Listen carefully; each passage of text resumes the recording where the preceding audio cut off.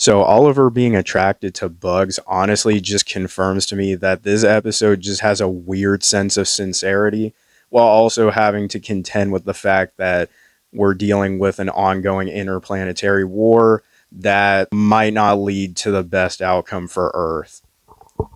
Spoilers for the newest episode of Invincible. If you haven't seen the episode, if you go check it out, but let's dive into this. So, out the gate, I just love the whole Omni Man and Oliver dynamic in this episode. It is very contentious from the start because we find out that Oliver not only just doesn't respect Omni Man because of what he did, but we later learn that he actually overheard Nolan say that his mom meant nothing to him. So it just leads to Nolan telling Oliver that he never actually meant it, that his mother meant nothing. He just said that to Debbie out of desperation to try and win her back and at least gain a sense of normalcy back on Earth. And as we saw in the episode itself, that was obviously not going to happen because not only did Debbie just not care about what Nolan had to say, but Art pretty much confirmed that there is no way that he is ever going to be accepted back on Earth with open arms. I dress heroes, Nolan. So we just see this beautiful sequence of Nolan and Oliver trying to find nutrients for Mark over the course of 2 months. And as these 2 months are progressing, we see their bond grow stronger and stronger. And it almost mirrors the perfect relationship that Nolan robbed from Mark all the way back in season 1. It's actually kind of funny how it reminds me of the idea that the older child gets the worst treatment and the younger sibling just doesn't get as much baggage as the older one. So I thought that was pretty funny. And, towards the end of this whole sequence, we find out that, yes, Oliver is attracted to lobsters like he is in the comics. So that does mean Haluma is eventually going to be adapted, which also means that the whole Tech Jacket ship is just not going to happen. And honestly, I would say that this would make the whole change of Tech Jacket pointless, but I think we have a bigger issue that I'm going to talk about in a minute. So eventually they get back to Mark, he's all healed up. And when we first see Mark again, he just looks like Steven Yeun. I'm not even going to lie. I think everybody's just been saying that. And it's definitely true. And also that whole beard joke that everybody wanted with Tech Jacket that we were sort of robbed of was just adapted with Mark. And honestly, I think that was probably the best thing you could have done given the situation.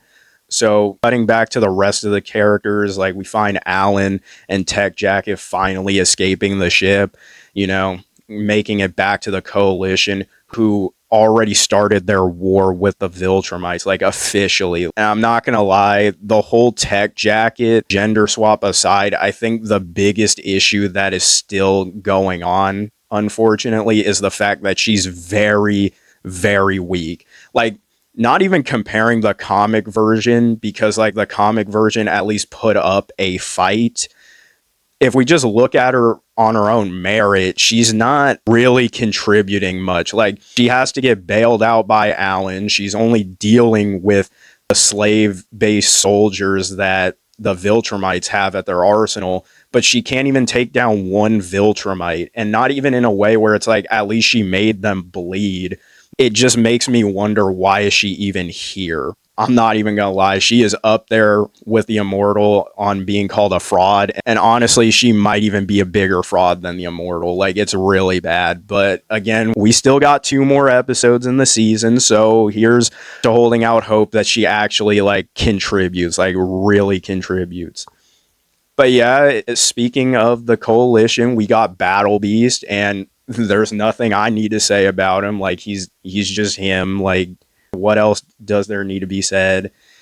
Thrag, honestly, there's a bit of controversy about him where it's like, oh, he shouldn't have abandoned his post, and or he's not as fear mongering as people wanted him to be, and it's really because of the voice. But if I'm being real, the voice isn't even that bad.